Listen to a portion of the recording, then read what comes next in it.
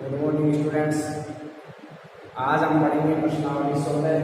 पिछली क्लास में हमने प्रश्नावली 15 कंप्लीट करी। आज पढ़ेंगे प्रश्नावली 16। प्रश्नावली 16 है पृष्ठीय क्षेत्रफल एवं पृष्ठीय क्षेत्रफल एवं आयतन ठोसों का इसमें पूछा गया है, दिया गया है। पृष्ठीय क्षेत्रफल आयतन, इसमें चार चीजें हैं, घन, घनाभ, दो बिंदु। इसमें आएगा समकोण, एक आएगा बेलन, एक आएगा गोला और एक आयत।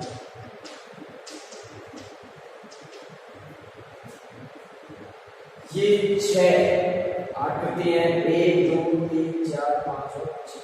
इनका पृष्ठीय क्षेत्रफल एवं आयतन में पढ़ेंगे। घन, घनाभ, शंकु और बेलन, गोला और अर्ध। इसमें सबसे पहले पढ़ेंगे पृष्ठीय क्षेत्रफल होता क्या है। तो देखेंगे पृष्ठीय क्षेत्रफल किसी भी आकृति होती है, उसके चारों ओर जो पृष्ठ होते हैं वो कहलाता है पृष्ठीय क्षेत्रफल। पृष्ठीय क्षेत्रफल दो प्रकार से ज्ञात होता है, एक होता है वक्र पृष्ठीय क्षेत्रफल, एक समकोण पृष्ठीय। जब सभी पृष्ठों का क्षेत्रफल निकाला जाता है तो वो होता है समकोण पृष्ठीय क्षेत्रफल। जब कुछ पृष्ठ जो काम में नहीं आते हैं उनको छोड़कर शेष पृष्ठों का जो क्षेत्रफल निकाला जाता है वो कहलाता है क्या, वक्र पृष्ठीय क्षेत्रफल। तो सबसे पहले बात करेंगे प्रश्नावली 16 में 16.1 की, और 16.1 में पढ़ेंगे घन और घनाभ। घन और घनाभ और घन और घनाभ के पृष्ठीय क्षेत्रफल और आयतन पढ़ेंगे। तो सबसे पहले हम जानेंगे घन होता क्या है। ऐसी आकृति, ऐसी त्रिविमीय आकृति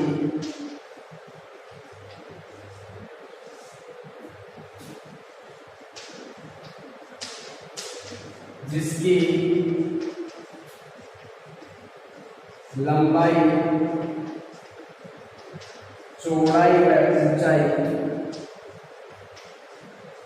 चौड़ाई व ऊंचाई की माप समान होती है, समान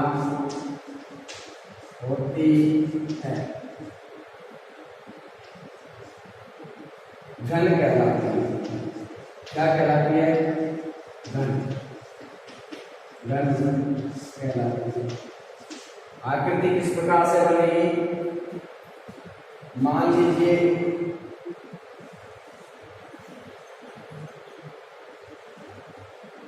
इस प्रकार से आकृति बनेगी।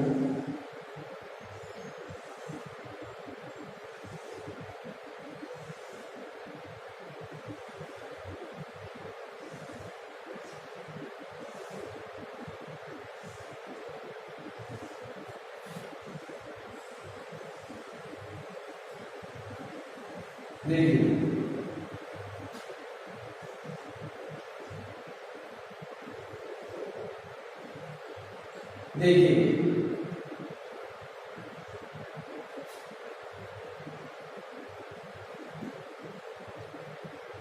ये इसकी हो गई लंबाई, ये इसकी हो गई ऊंचाई और ये इसकी हो गई चौड़ाई। मैंने बताया ऐसे त्रिविमीय आकृति जिसकी लंबाई, चौड़ाई व ऊंचाई की माप क्या होती है? समान। तीनों की माप समान होगी। मान लीजिए मैंने लंबाई को a मान लिया, a सेंटीमीटर मान लिया। लंबाई a है तो चौड़ाई भी क्या होगी? a और ऊंचाई क्या होगी? a, क्योंकि तीनों का मान क्या होगा? समान, इसलिए क्या होगा? घनाभ। आगे देखिए, अब इसका सूत्र निकालते हैं। तो सबसे पहले आता है हमारे पास घनाभ का और घन का संपूर्ण पृष्ठीय क्षेत्र, संपूर्ण पृष्ठीय क्षेत्र। घन का संपूर्ण पृष्ठीय क्षेत्रफल और वक्र पृष्ठीय क्षेत्र एक ही होता है, दोनों एक ही होते हैं इसमें, और ये होता है 6 गुना भुजा स्क्वायर। तो भुजा ए है, ए मानिए तो भुजा के स्थान पर ए रख सकते हो जाएगा ए का, ये तो ये लिख सकते हैं या फिर ये लिख सकते हैं 6 ए का स्क्वायर। अब आता है घन का आयतन, घन का आयतन, और घन के आयतन का सूत्र भुजा क्यू, भुजा का मान ए का। अब आता है घन का विकर्ण, घन का विकर्ण। हमें घन का विकर्ण निकालना है, तो घन का विकर्ण आएगा √3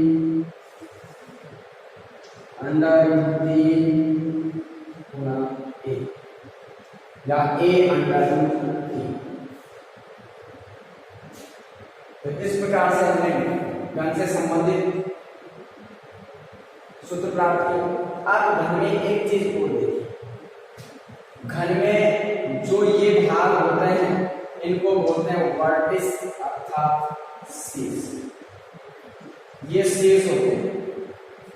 तो हम देखेंगे कि घन में शीर्ष कितने होते हैं, तो 1 2 3 4 5 6 7 A B C D E F G और H। तो घन के शीर्ष कितने होते हैं, 1 2 3 4 5 6 7 और, तो घन में शीर्ष 8 होते हैं।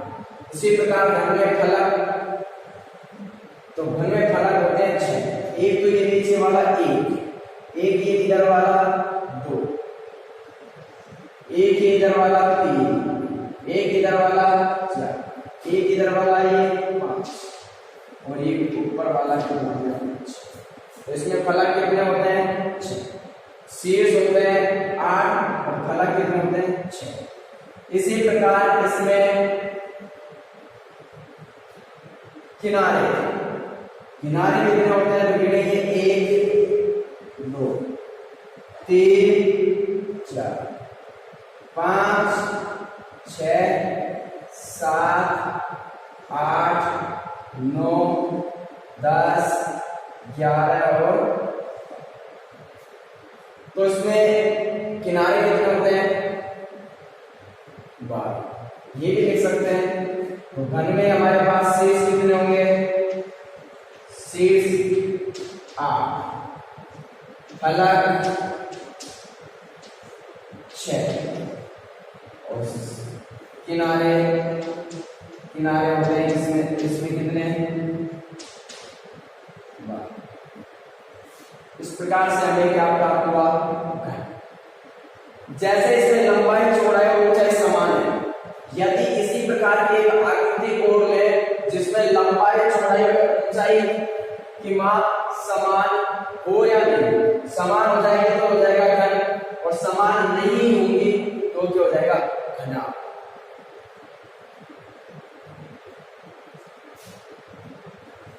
घनाभ पढ़ेंगे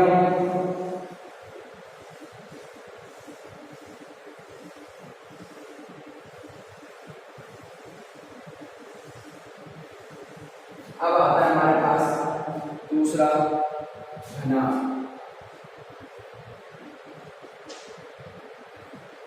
क्या पढ़ेंगे घनाभ।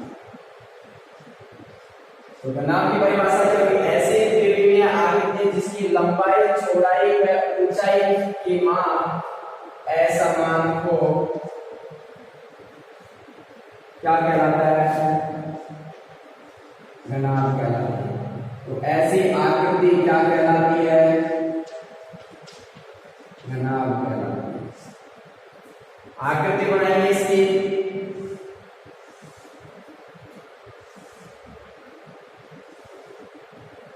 इस प्रकार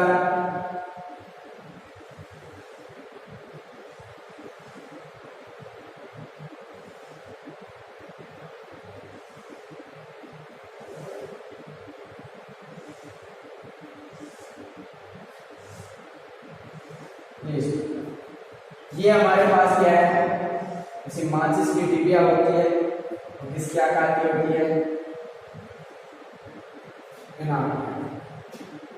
संदूक होती है वो किसके आकार की होती है, घनाभ। इसकी लंबाई चौड़ाई और ऊंचाई क्या है, मान लीजिए लंबाई L है,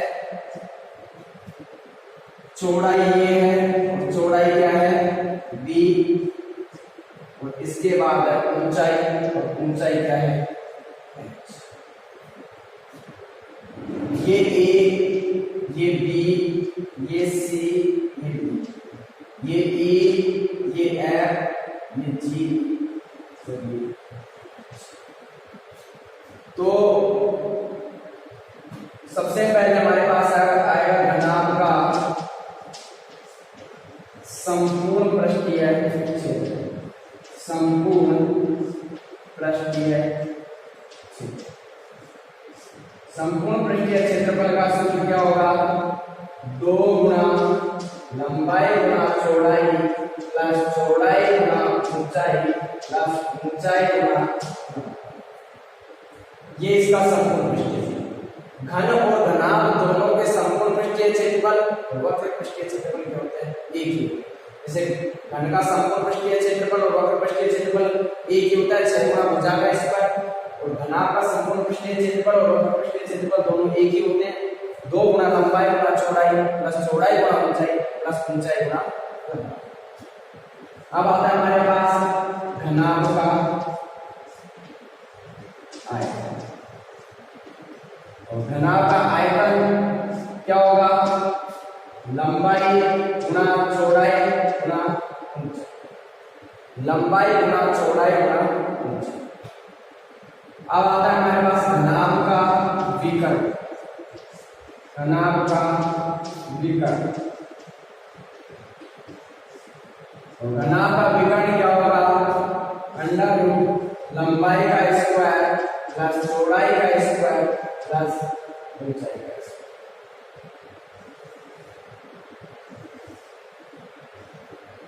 ये हो गया इसका विकर्ण। देखिए अब इसमें प्रश्न अलग अलग तरीके से पूछे जाते हैं, तो प्रश्न पूछने का तरीका देखेंगे। मान लीजिए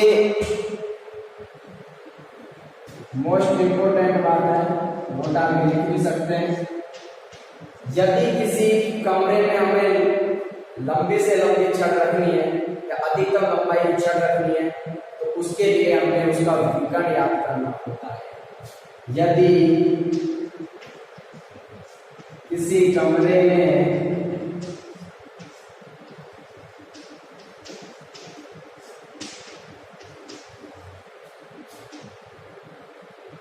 अधिक से अधिक लंबाई की,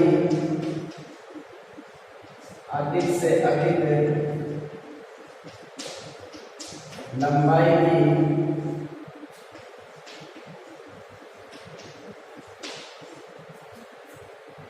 की छड़ रखनी है, छड़ रखनी हो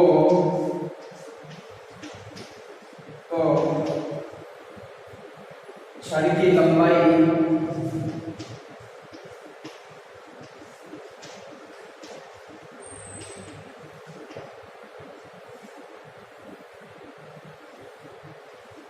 के लिए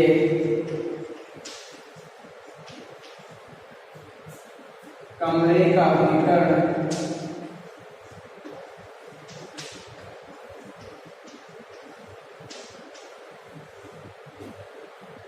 याद करते हैं। क्या याद करते हैं, हमें मान लीजिए किसी कमरे में एक लंबी से लंबी छड़ रखनी है, हमें देखना है कि लंबी से लंबी कितनी आ सकती है, तो उसके लिए हमें कमरे का विकर्ण याद कर लेंगे, तो हमें पता चल जाएगा कि कमरे में अधिक से अधिक लंबी कितनी छड़ रखी जा सकती है। इस कोने से और इस कोने तक की जो लंबाई होगी वो इसका क्या होगा, विकर्ण। विकर्ण अलग अलग आकृतियों में अलग अलग होता है। द्विविमीय आकृतियों में ये विकर्ण होता है और त्रिविमीयों में ये विकर्ण होता है, ध्यान रखिए। अगला नोट नंबर 1 था। दूसरे में चूंकि लिख सकते हैं वर्ग का प्रत्येक घन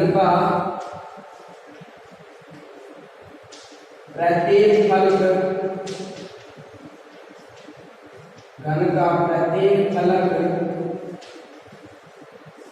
वर्ग के आकार का होता है। किसके आकार का होता है? वर्ग के आकार का होता है। किसके आकार का होता है? वर्ग के आकार। तो घन का जो प्रत्येक पृष्ठ होगा वो वर्ग के आकार का होगा और घनाभ का प्रत्येक पृष्ठ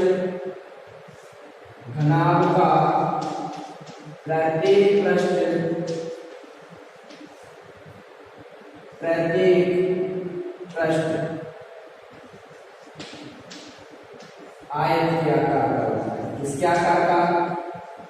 आयत के आकार का होता। अब हम इनका सूत्र याद करें। क्या लिख सकते हैं? घन के प्रत्येक पृष्ठ का क्षेत्रफल, प्रत्येक पृष्ठ का क्षेत्रफल क्या होगा? तो देखिए घन का प्रत्येक पृष्ठ किसके आकार का होता है? वर्ग के आकार। तो वर्ग का क्षेत्रफल क्या होगा? भुजा का स्क्वायर, इसलिए इसका सूत्र भी क्या हो जाएगा? भुजा का स्क्वायर। इसी प्रकार घनाभ के प्रत्येक पृष्ठ का क्षेत्रफल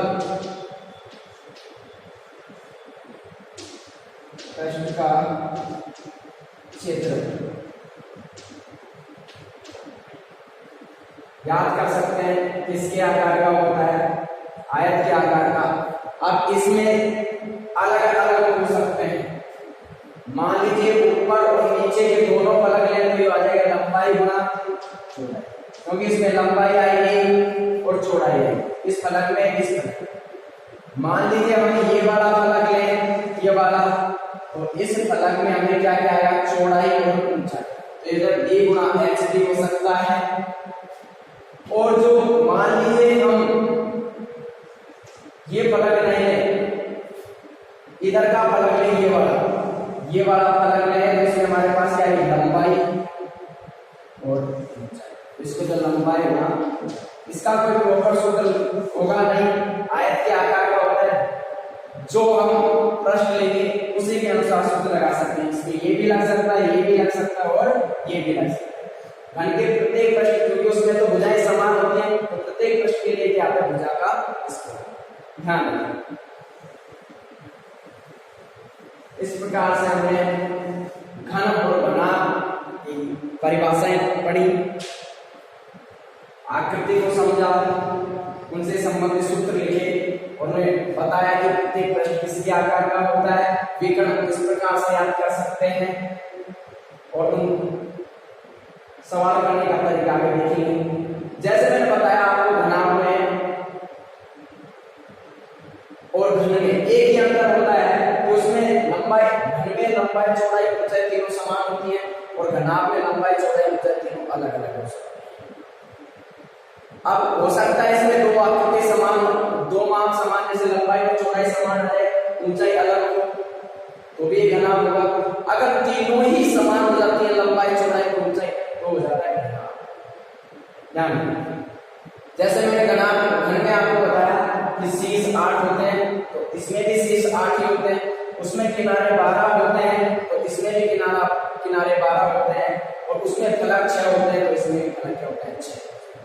दोनों समान होते हैं, बस उसमें एक ही अंतर होता है। घन और घनाभ में क्या होता है कि इसमें घन में तीनों लंबाई चौड़ाई ऊंचाई समान होती है और घनाभ में क्या होती है असमान। तो आगे देखिए सवाल करेंगे।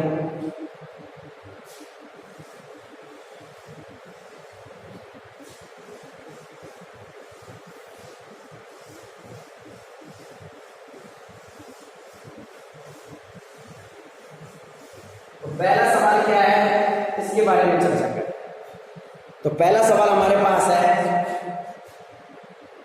एक घनाभ 12 सेमी लंबा, 9 सेमी चौड़ा और 5 सेमी ऊंचा है। तो घनाभ का संपूर्ण पृष्ठीय क्षेत्रफल एवं आयतन ज्ञात कीजिए। तो सबसे पहला सवाल हमें दे रहा है कि घनाभ की लंबाई चौड़ाई और ऊंचाई। घनाभ की विमाओं में क्या आता है, लंबाई चौड़ाई और ऊंचाई तीनों एक साथ आती है। ये हो जाएगी 12 सेमी गुणा 9 सेमी और गुणा 5 सेमी। पहली होती है वो लंबाई, दूसरी होती है चौड़ाई, तीसरी होती है क्या ऊंचाई। मैंने एक साथ लिख दिया, इसमें अलग अलग है। शॉर्ट में लंबाई घनाभ की विमाएं 12 लंबाई, 9 चौड़ाई और ऊंचाई कितनी 5। हमें सबसे पहले याद करना है घनाभ का संपूर्ण पृष्ठीय क्षेत्रफल, टोटल सरफेस एरिया, संपूर्ण पृष्ठीय क्षेत्रफल। और संपूर्ण पृष्ठीय क्षेत्रफल क्या होता है, मैंने आपको लिखाया 2 कोष्ठक लंबाई गुणा चौड़ाई प्लस चौड़ाई गुणा ऊंचाई प्लस ऊंचाई गुणा लंबाई। मान रखेंगे 2 ऐसे ही ऐसे, लंबाई है 12, चौड़ाई है 9 प्लस चौड़ाई 9, ऊंचाई 5 प्लस ऊंचाई 5 और लंबाई कितनी है 12। 12 को 9 से गुणा करेंगे 108, 9 पंजों 45 और 12 पंजों 60। जोड़ेंगे इनको, याद है कि हमारे पास 2 गुणा कोष्ठक के आगे कोई चिन्ह नहीं है तो गुणा, इनको जोड़ेंगे याद है कि 2 ये हुए 105 और 105 और 108 213 को 2 से गुणा करेंगे तो याद 426 सेंटीमीटर का।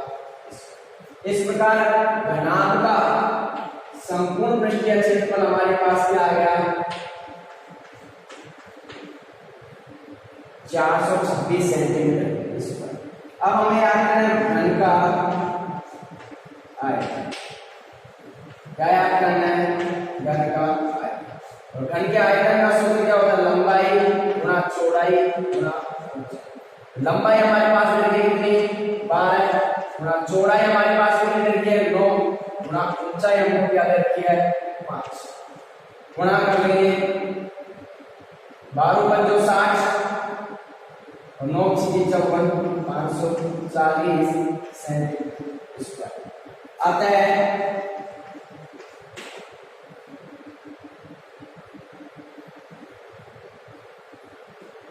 घन का संपूर्ण पृष्ठीय क्षेत्रफल, संपूर्ण पृष्ठीय क्षेत्रफल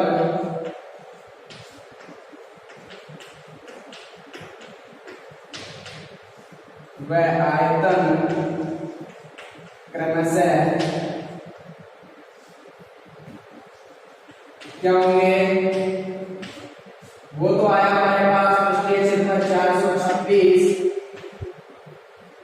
सेंटीमीटर स्क्वायर व आयतन क्या है 540 सेंटीमीटर स्क्वायर होगा। इस प्रकार से हम घन का पृष्ठीय क्षेत्रफल व आयतन याद कर सकते हैं।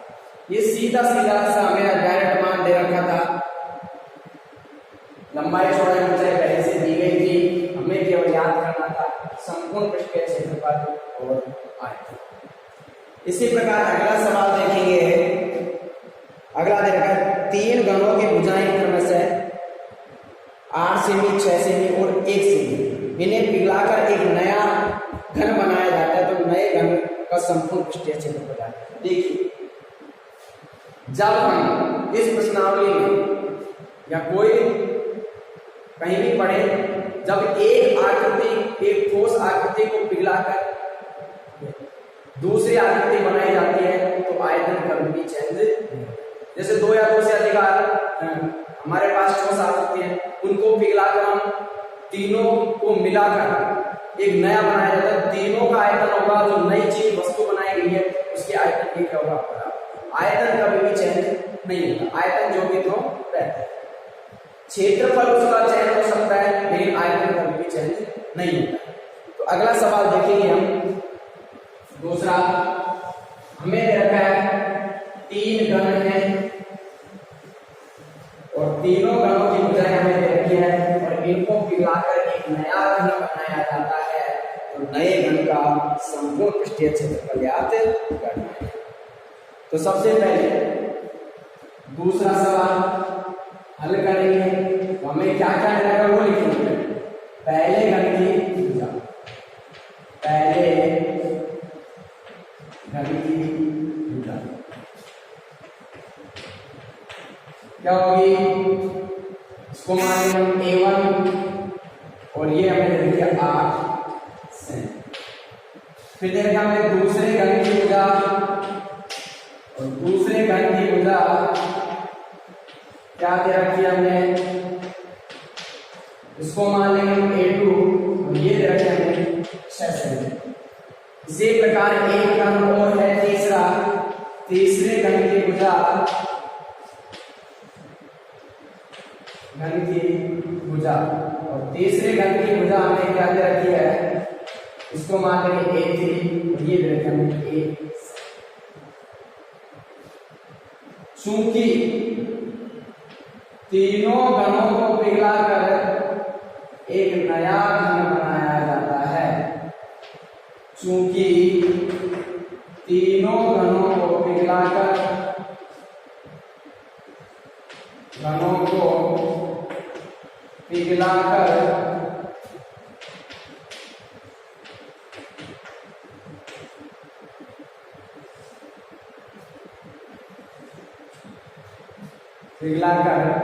नया घन बनाया जाता है, नया घन बनाया जाता है। मैंने अभी आपको बताया जब 2 या 2 से अधिक ठोस वस्तुओं को पिघलाकर कोई नई वस्तु बनाई जाती है तो उन तीनों का आयतन नई वस्तु के आयतन के क्या होता है, बराबर। इसलिए हम लिख सकते हैं नए घन का आयतन, नए घन का आयतन बराबर होगा इसके तीनों घनों का आयतनों के योग। पहले घन का आयतन, पहले घन का आयतन, फिर होगा दूसरे घन का आयतन,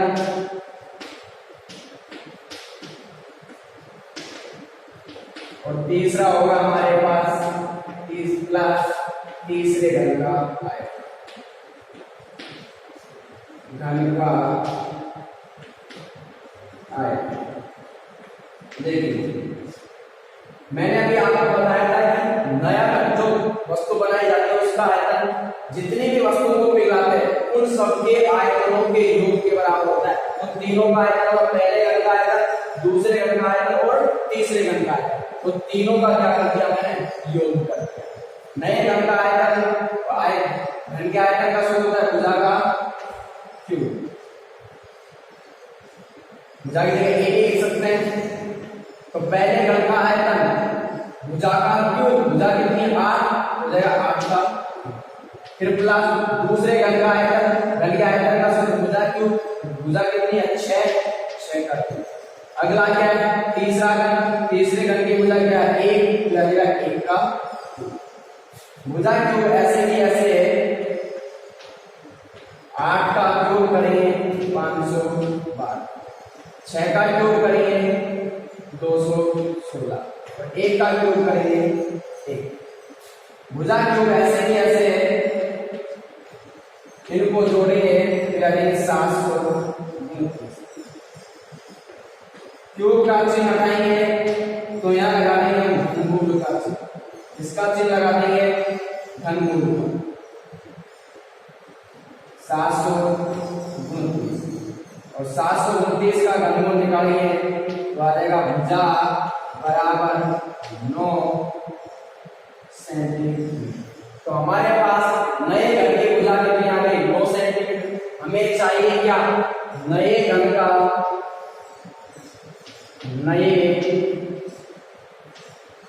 का पृष्ठीय क्षेत्रफल, पृष्ठीय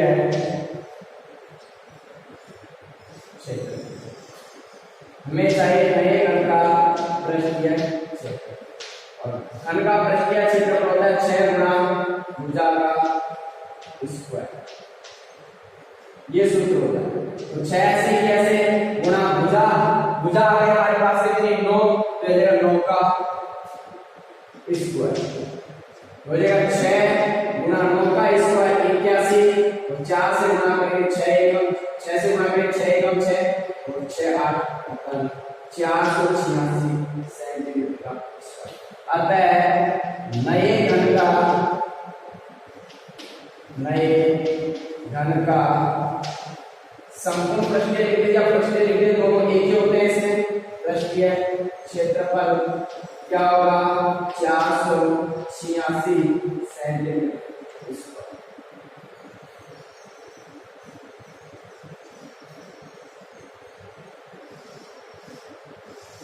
इस प्रकार हमें इसका नए घन का हमें प्राप्त हुआ क्या पृष्ठीय क्षेत्रफल कितना प्राप्त हुआ 486 सेंटीमीटर स्क्वायर। एक बार देखेंगे पहले घन की भुजा में दे रखे क्या 8 सेंटीमीटर, दूसरे घन की भुजा दे रखे हमें क्या 6 सेंटीमीटर, तीसरे घन की भुजा दे रखे क्या 1 सेंटीमीटर और हमें दे रखा है चूंकि तीनों घनों को मिलाकर नया घन बनाया जाता है। और मैंने आपको बताया जब 2 या 2 से अधिक वस्तुओं को पिघलाकर नई वस्तु बनाई जाती है, नई वस्तु का आयतन उन सभी वस्तुओं के आयतनों के योग के होता है बराबर होता है। तो नए घन का आयतन इन तीनों घनों का आयतन और उनका क्या करते हैं हमने योग के क्या होगा बराबर। घन के आयतन का सूत्र होता है भुजा क्यूब, पहले घन की भुजा थी 8, दूसरे घन की भुजा थी 6 का क्यूब, तीसरे घन की भुजा थी 1 का क्यूब। भुजा क्यूब ऐसे कैसे 8 का क्यूब करेंगे 512, 6 का क्यूब करेंगे 216 और 1 का क्यूब करेंगे 1।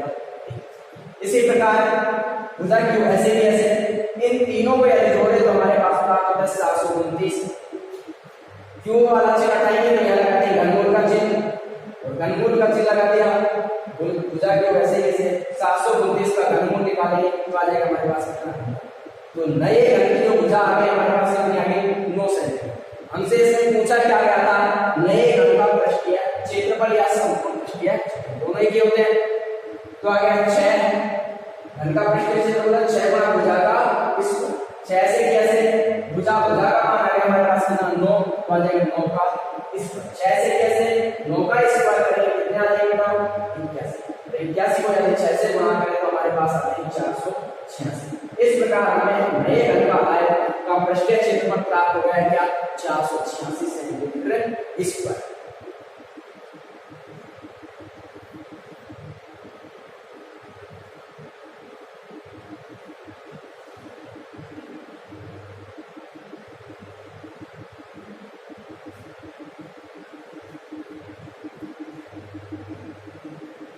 अगला प्रश्न देखेंगे तीसरा।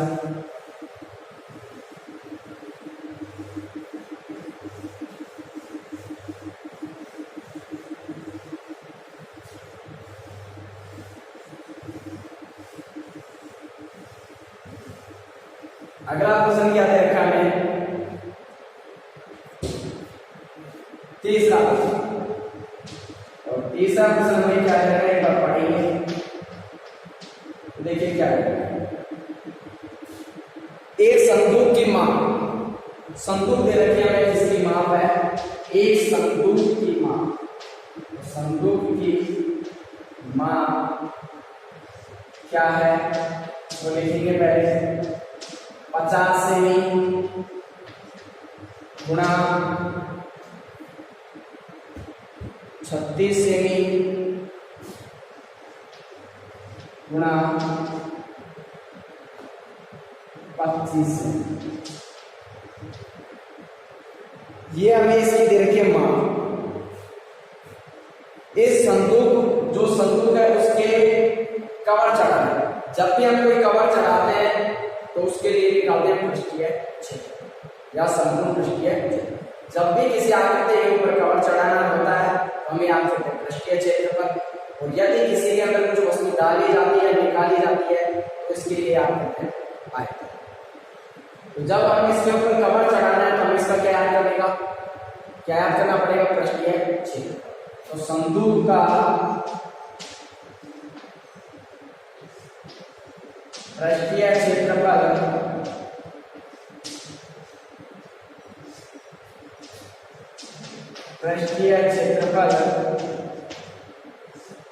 एवं पृष्ठीय क्षेत्रफल, संदूक का पृष्ठीय क्षेत्रफल कह दीजिए या संपूर्ण पृष्ठीय क्षेत्रफल कह दीजिए, दोनों एक ही होते हैं। तो पृष्ठीय क्षेत्रफल क्या होगा, संदूक किसके आकार की होती है, लंबाई, चौड़ाई, ऊंचाई, तीनों का मान क्या है, अलग अलग है। इसका मतलब हुआ वो किसके आकार की, घनाभ क्या। तो हमें घनाभ का संपूर्ण पृष्ठीय क्षेत्रफल का सूत्र लगाना, 2 गुणा लंबाई गुणा चौड़ाई प्लस चौड़ाई गुणा ऊंचाई प्लस ऊंचाई गुणा मान रखिए 2, लंबाई 50, चौड़ाई 36 प्लस चौड़ाई 36, ऊंचाई 25, फिर प्लस ऊंचाई 25, लंबाई हमारे पास 50, गुणा करें तो ऐसे कैसे, या लेंगे 1800, 0 की 0, 36 पंजे 180, इसको गुणा करेंगे या लेंगे 900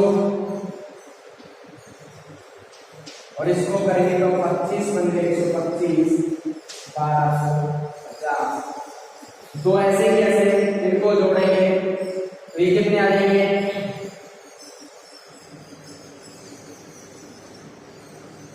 जोड़ेंगे तो 1800 और 1200 हो गए हमारे पास कितना, 3000, 3900 और 950, 3950 गुणा करेंगे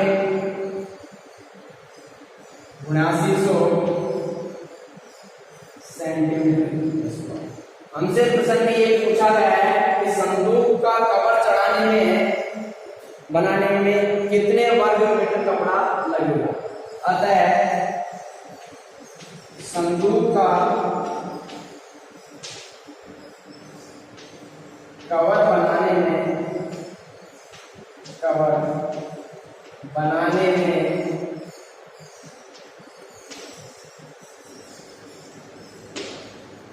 7900 7900 वर्ग सेमी या सेंटीमीटर स्क्वायर